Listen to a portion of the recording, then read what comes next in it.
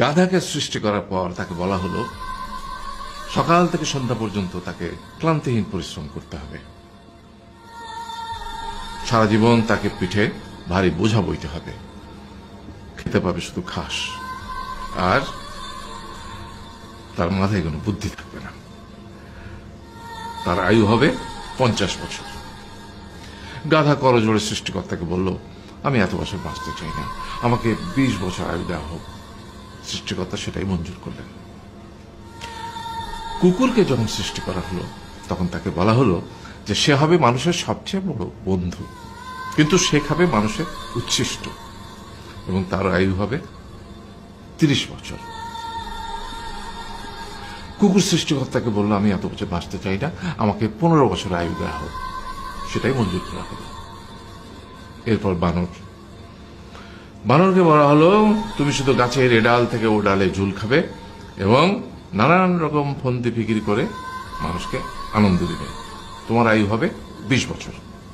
মানুষ বলল, আমি 20 বছর বাঁচতে চাই না, আমাকে 10 বছর দেওয়া হোক। সেটাই মঞ্জুর করা হলো। এবার এলো পুরুষ মানুষের পালা। তাকে বলা হলো যে তুমি হলে প্রাণীগুলোর মধ্যে সবচেয়ে বিচক্ষণ এবং বুদ্ধিমান, সেই জন্য তোমাকে প্রাণীদের শিরোমণি করা হলো এবং তোমার আয়ু হবে 20 বছর। তখন পুরুষ মানুষ বলল, করজোড়ে বলল সৃষ্টিকর্তাকে যে 20 বছর আয়ু অত্যন্ত কম, হে প্রভু, আমাকে ওই গাধার সে যে 30 বছর আয়ু চায়নি সেটা আমাকে দেয়া হোক, ওই যে কুকুর 15 বছর ফিরিয়ে দিয়েছিল সেটাও আমাকে দেয়া হোক, আর যে বানর 10 বছর নেয়নি সেটাও আমাকে দেয়া হোক। 20 বছর অত্যন্ত কম, আমি দীর্ঘদিন বাঁচতে চাই। সৃষ্টিকর্তা সেটাও মঞ্জুর করলেন। তারপর কি হলো?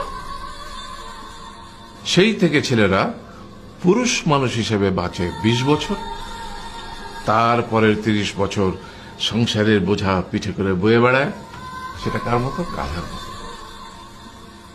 তারপরের 15 বছর সে তার ছেলে মেয়েরা যা দেয় সেই রকম ঠিক কুকুরের মতো উচ্ছিষ্ট খেয়ে বাঁচে।